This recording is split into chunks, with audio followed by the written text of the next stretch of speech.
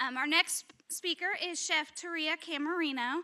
She has lived a life made entirely of taste as a gastaural synesthete.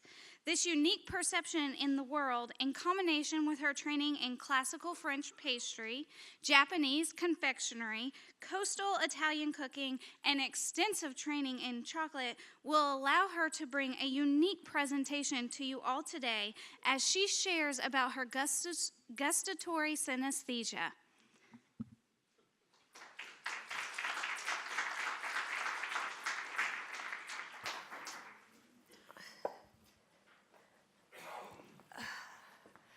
Hi. I'm going to put the cane down for a minute. So I'm a kinesthetic gustaural synesthete, which basically means I taste everything. I mean everything, so just let that sink in for a minute. Colors, emotions, music, people even.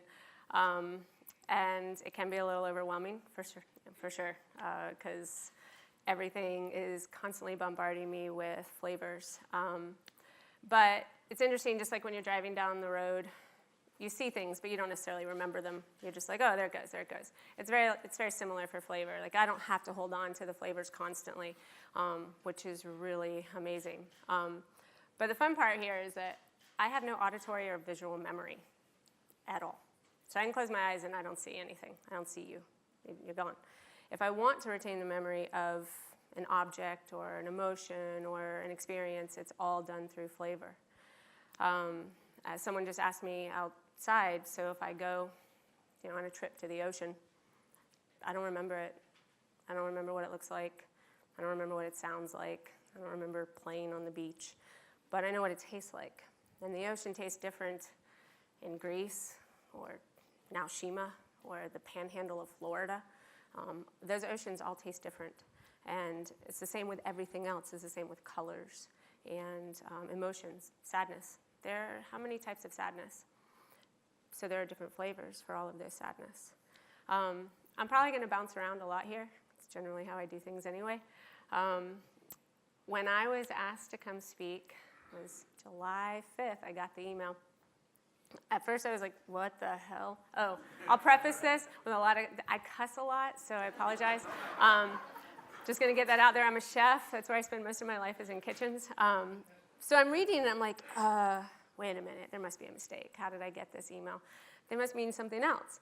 I don't actually know when I responded because I got hit by a car on my motorcycle on July 7th. And then I'm in the hospital. Apparently, Dan and I spoke while I was in the hospital, but I didn't remember any of it because I was really high. And so after I'm out of the hospital, I'm just going through my emails. I'm like, hey, it looks like we spoke on the phone at some point. I have no idea what we said. So we connect again and we talk, and he thinks that what I do is amazing. It's really just the way I exist. I didn't really know what I was going to talk about when I got here. I didn't have anything really planned. I had some flashcards. It was more about just kind of watching people and paying attention to what people were asking me mostly. The 1812 overture that I have outside, it's just the beginning of the piece, mainly because it's hard to cram all of that emotion into a lollipop, and that would be awful to experience anyway. But one of the things that I've really noticed that I'd like to talk about now is people are really afraid of taste. It's an interesting thing. Mostly what I've heard out there is, did I get it wrong? As if there's a right way to experience flavor, right? And I keep hearing, well, this is about perception, and I perceive the world this way, and I perceive the world this way.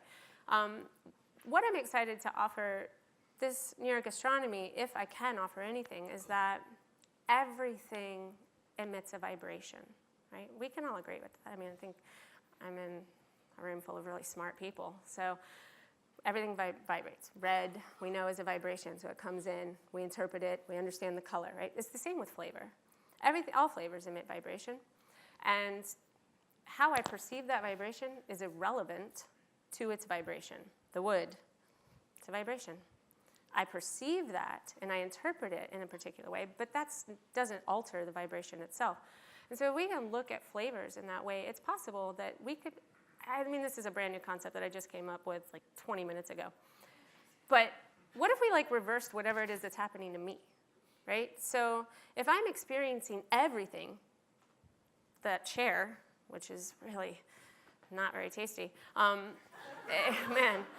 But nonetheless, I'm experiencing that as a flavor, right? So if I can do that, we could probably reverse this through visual sense, hearing sense, and we can somehow trigger parts of the brain that experience taste and smell. I was asked, I think by you, are there enough flavors in the world to cover all of this? I mean, you could just go to India, right? I mean, they use spices, so many spices. Just in that one country alone, we've got so many flavors, and the way they combine, the way we experience them, right? So one of the things that I've been doing as a chef, I knew I wanted to be a chef when I was 17. But I don't have that like wonderful cozy background, you know, nostalgic, where you're like your grandmother cooked or your mother cooked or any of that. I don't have that. I have shit. I mean, my family was poor white trash. My dad was a drug addict. There was a lot of hunger, a lot of poverty, a lot of abuse. And that's fine, you know. I'm fine now, it's okay. But there was no food. We were always hungry. But I only experienced food. It was like this weird starvation. I mean, I was born hungry. My mom was starving herself so no one would know she was pregnant when I was born. Like, hunger exists in my life. Well, my mother started working at the University of Florida, small, shitty town, Florida. And she's working at the African and Asian Languages Department. She's just a secretary, right? And all of a sudden, we're going to people's homes where we go. They're like, are you hungry? She's polite. She says no. They're like, okay, just a snack, right? And so this table magically appears with food from all over the world that they made by hand. And I never thought to not eat something I didn't like. I didn't know you could not like something, except for liverwurst. Oh, my God. My dad used to eat liverwurst, and that is awful. However, when you're eating baklava and stuffed grape leaves and dates from Saudi Arabia, I remember the first time I had couscous. I was 12 years old, and it was a woman, her name Dr. Bamia, she's from Palestine. And it's this big dinner. There's food from all these different countries. We have China and Egypt and everything. So there's this big plate of couscous, and on one side there's a stew, and on the other side is yogurt and honey and raisins and nuts. She says, here's what you do. You put the couscous on your plate, you put the stew on, you eat it. You put the couscous on your plate, you put the yogurt on. I was like, I get to eat this for dinner and dessert? That was it. I was in love with couscous at that point, and because that's the best thing ever. So it never occurred to me not to want to eat flavors. It was almost like something, I was like, oh my God, this explains my life. Now I understand what to do. Now I understand how I communicate. So I left home early, started college, whatever. I somehow got my hands on a pastry magazine, and that was it. I was like, that's what I want to do. I want to make something this big that changes someone's perspective, right? Because the way I experience people is through flavor. So my theory was, if you can find a way to combine these flavors where there's harmony, then we can all get along, right? It's just finding that harmonious expression. Curry and chocolate, a good example, right? I have had some bad curry and chocolate, right? It is a terrible idea unless you honor curry, right? So most curries are made with coconut milk, so there's a fat, right? So this fat's on the palate, and it helps you find the aroma and the flavor. If you put curry in a 75% chocolate and that's it, the clash happens, right? And there's no harmony. But if you're not afraid of using white chocolate and you put it into a ganache and then you wrap it with a dark chocolate from, say, the Philippines, you have harmony, you have balance. And so because that's how I experience all of these flavors, then we are able to do that. Let's see. Okay, so I'd like to touch back on doing this right? I mean, it was pretty amazing what was happening out there when people are listening. They're like, they're really trying hard to get it, to grasp it. There's nothing to try. It's not actually doing anything. There's no magic, right? So the song is a vibration. It evokes something in us. It interacts with our vibration. Some of that is perception, right? So we hear it and we perceive something and it makes us feel happy or it makes us feel sad. I don't care how it makes you feel, right? Like, I don't care if it makes you feel happy or sad or anything. That's not my goal. My goal isn't, not in this particular instance. I have manipulated things, just so you know. I do make people feel a certain way when I feed them.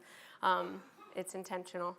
But here, it was just to create the exact same vibrational response in you, right? So when the flavors come up, they're not going to compete. There's no competition with the music. It's almost as though it doesn't exist at all. It's just there. You about to turn me off? You are just over 10 minutes. Okay, so they asked me to speak for a short amount of time because they were anticipating a lot of questions, and I love questions. I love them. You can ask anything you want. And you're probably going to ask me if I can taste what you taste like. Yes, I probably could. You do not taste like your favorite food. I just want to say that. You're way more complex than that. It's not just chocolate and peanut butter. So, go ahead.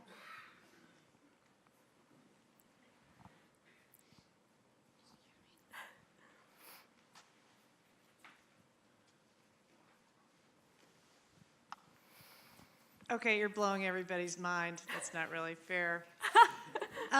When you're going down in your life experience, when you're in a setting like this or in your normal everyday life, you're not licking everything. So Right. how are you tasting it? Like, how does it come at you? Through your nose? What's happening? You know, I'm really glad you asked that because one of the things we've been talking a lot about in this particular symposium is the olfactory, like smelling, right? I don't smell it either, right? Because I'm kinesthetic as well, I feel the vibration, right? So I feel it. Flavor itself falls within a resonance. It's not like what you taste on your tongue. So it's not just like, it tastes like this. So flavor starts about here, and it'll go all the way to here. And there's this variation, right? So I feel that. And ultimately, it feels like just like vibration. But if I want to understand it, like this, I gotta say, this color on this chair is hideous. It's really challenging. It distracts me. If I want to understand it, then that vibration happens, and I'm like, oh, okay, it tastes like this. And I use my training as a chef and all of my studies to then be able to manipulate those vibrations so that you experience the exact same thing I experience. So if I want you to experience loss, I will combine those flavors that have those same vibrations. And it's not just like, oh, it's this, right? It's how do I combine them in such a way? So this is a lollipop, right? So I know that it's going to have caramelized sugar flavors, right? So I have to work with that. If I had put the mustard seed in at the end, it would have been pungent and sharp. So I rely on my training to know how to communicate that, how to manipulate the vibration so that you experience it the way I do. Hi. Hi. I have a twofold question. Okay. One is, as you experience people through flavor, that's what you said, and you experience sadness. Does that sadness happen initially? You may not know that person, and when that person comes to some sort of realization, and then you change perspective of that person. And what I mean to say is, when you experience through flavor, what was the flavor of Trump? What was the flavor that you experienced sadness when the election, after the election? How did you do that?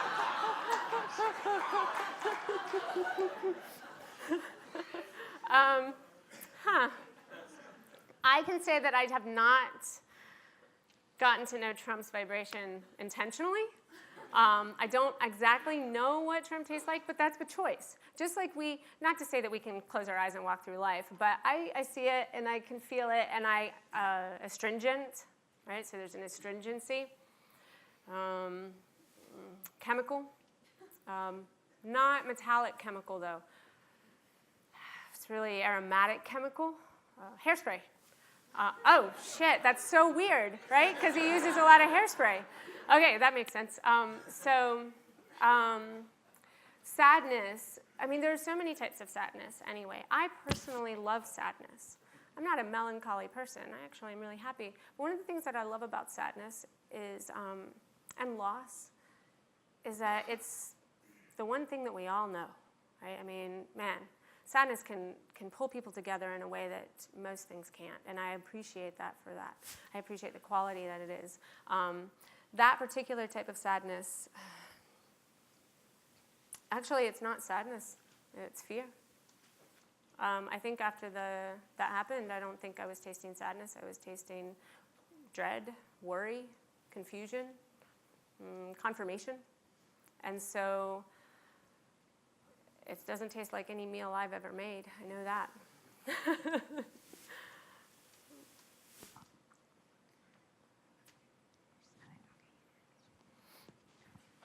There's a German novel.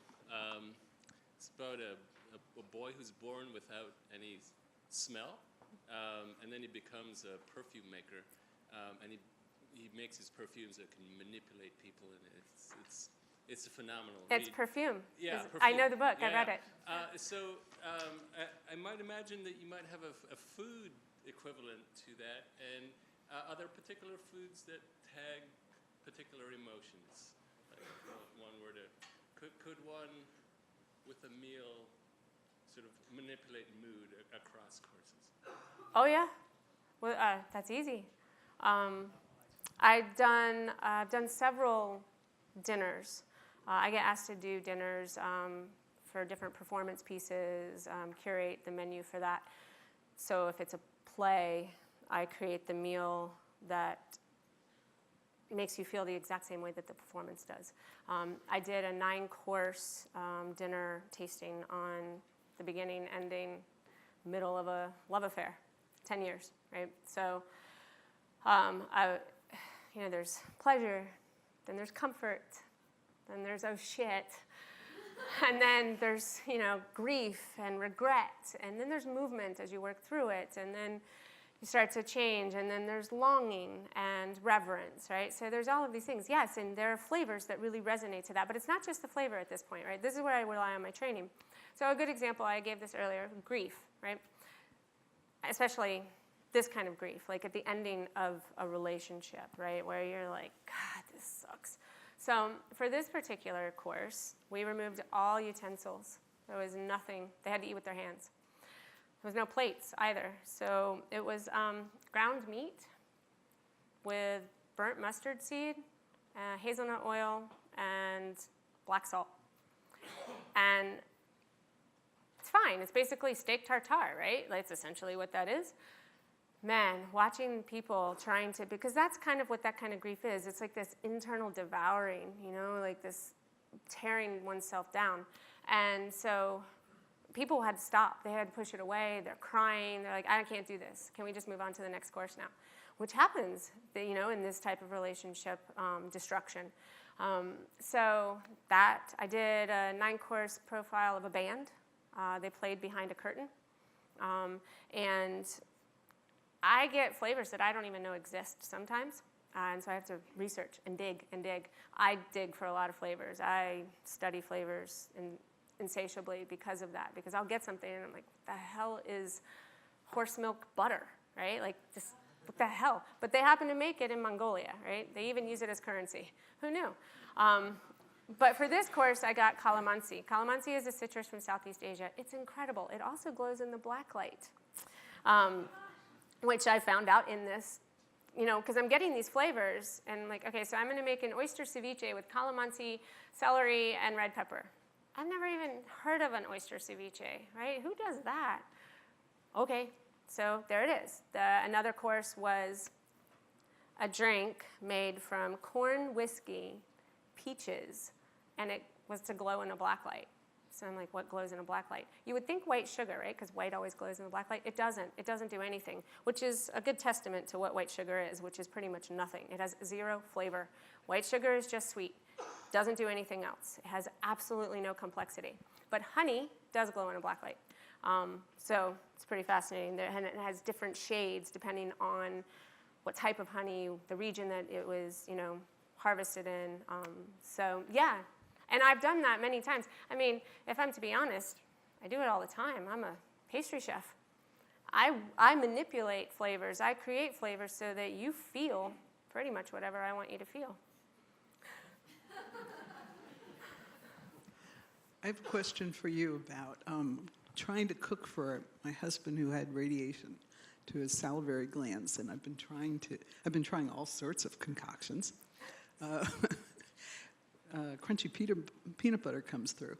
But I just wondered, given that you're, feeling the vibrations, and that his actual, after radiation, everything else was stronger, hearing, smell, much stronger, taste, wiped out. So just wondering how to manipulate that, given that there are some things that are stronger and something else that is much So weaker. his sense of smell is intact, but it's just taste. A big thing that's going to be, I don't know how much exposure, like how much eating prior, right? Because that's a lot to do with it. So if food was really important and flavors were really important prior, you can rely on that association. But even more than that, I would rely on absorbing information, right? So if the smell is there, it will trigger, right? And so you're going to eat this. I lost my sense of taste after a really violent robbery. I lost it for 6 weeks. I could taste stuff, but there was nothing happening, right? There was like all this mess. I couldn't even get close to vanilla because I was like, what the hell is going on?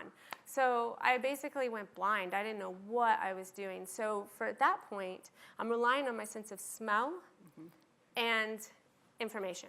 So I sit with the smell. I get to know the smell. Okay, what is this vanilla? What is happening here? What's happening here and here and here? And really feeling those parts of my body. I mean, I am grateful to be here because we're discussing taste. Taste is one of the senses that we barely pay any attention to normally. We just go around, we can hear, we can see, and that's it. That's all we rely on, which is kind of a good thing because now we can force the other senses that we have been relying on so dominantly to force our hand, right? To educate the brain, to educate the thinking of flavor, right? So if he can smell vanilla, I say, and he actually likes it, use vanilla. Vanilla is so aromatic, and it creates a feeling of warmth and comfort and home and love and peace, and it creates all those things. So shortbread. Shortbread doesn't have a lot of flavor except for what you add to it or the butter, right? So the really nice butter, really nice flour, really nice sugar. That's about it.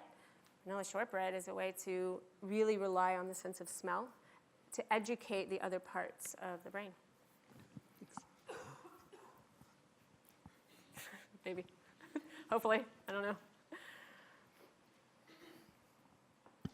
Hi. Hi. You were talking about relationships earlier, and one thing that I was wondering was how your synesthesia has affected the way you interact with people. Oh, awesome. Well, without Spotify, I'd be screwed because I can't remember music, so I don't know what kind of music I like at all, even when it's in there, and I'm like, what does that sound like? I have no idea. I cannot talk about popular culture.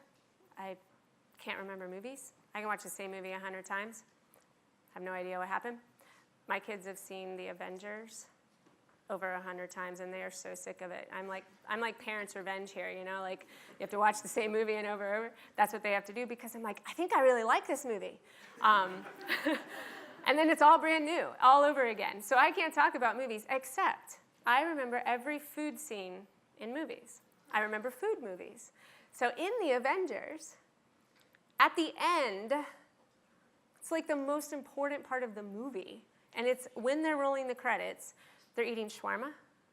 Yeah, that's the best. So I watched the whole movie to get to that.